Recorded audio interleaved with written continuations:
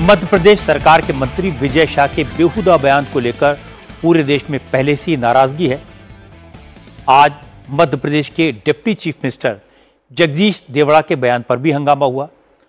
कांग्रेस ने पूरे प्रदेश में जगदीश देवड़ा के खिलाफ प्रोटेस्ट का ऐलान कर दिया। जगदीश देवड़ा को बर्खास्त करने की मांग की। असल में हुआ यह कि देवड़ा जबलपुर में सिविल डिफेंस वॉलंटियर्स के एक प्रोग्राम में चीफ गेस्ट थे। उन्होंने ऑपरेशन सिंदूर का जिक्र किया और जो कुछ कहा उसके इंटरप्रिटेशन पर सियासत हुई। तो सबसे पहले तो मैं आपको जगदीश देवड़ा को बयान सुनवाता हूं जिस पर सारी कंट्रोवर्सी हुई।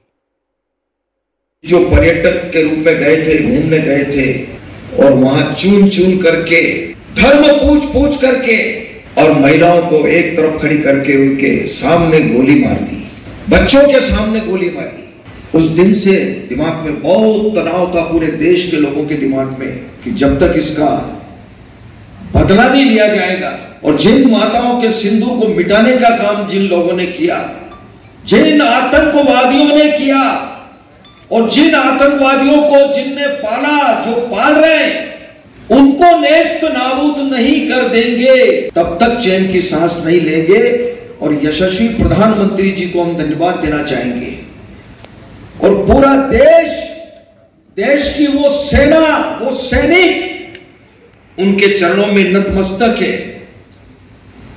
उनके चरणों में पूरा देश नतमस्तक है। उन्होंने जो जवाब दिया है उसकी जितनी सराहना की जाए, जितना कहा जाए, एक बार उनके लिए जोरदार ताली बजाकर। जगदीश देवड़ा का जो बयान मैंने आपको सुनवाया वो एग्जैक्टली वही बयान था।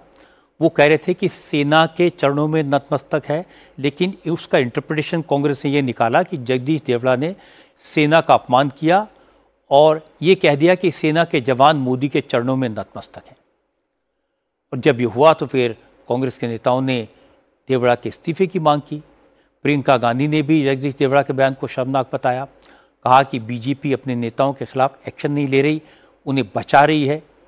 इसके बाद मध्य प्रदेश कांग्रेस के अध्यक्ष जीतू पटवारी ने कहा अगर बीजेपी मध्य प्रदेश के दोनों नेताओं का इस्तीफा नहीं लेती तो यह माना जाएगा कि ऐसे बयान बीजेपी की टॉप लीडरशिप के इशारे पर दिए जा रहे हैं। आज मध्य प्रदेश के उप मुख्यमंत्री जगदीश देवड़ा ने अपने एक भाषण में ये कहा कि भारत की सेना नरेंद्र मोदी के चरणों में नतमस्तक है। 2 दिन पहले विजय शाह ने एक बेटी का अपमान किया।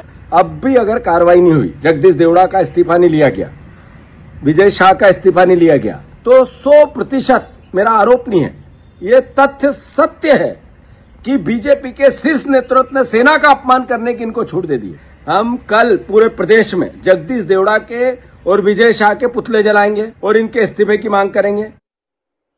हालांकि कांग्रेस की सुर्ख के बाद जगदीश देवड़ा ने अपने बयान पर सफाई दी, अपने बयान का मतलब समझाया। आपने जगदीश देवड़ा का जो कहा था बयान उसको सुना है। अब वो कह रहे थे कि मेरे बयान को तोड़ मरोड़ कर पेश किया गया और वो उसकी शिकायत पुलिस से करेंगे। मैंने ये कहा कि देश की सेना ने जो काम किया है ऑपरेशन सिंदूर में, उसकी जितनी सराहना की जाए उतनी कम है और देश की जनता भारत की सेना के चरणों में नतमस्तक है, उनको प्रणाम करते हैं, उनका सम्मान करते हैं। जितना कहा जाए उतना कम है सेना के बारे में। ये शब्द मैंने कहे हैं, उसको तोड़ मरोड़ करके गलत तरीके से प्रस्तुत कर रहे हैं।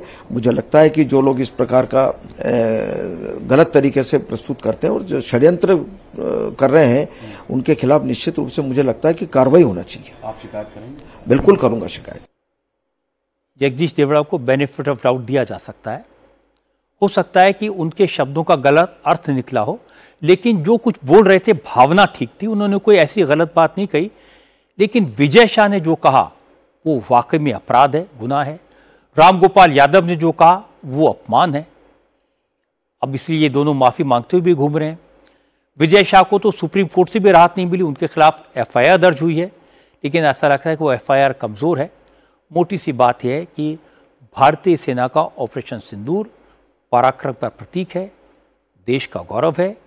इसे धर्म और जाति की नज़र से देखना गलत है, अपराध है। जिसने भी गलती की उसे सजा तो मिलनी चाहिए।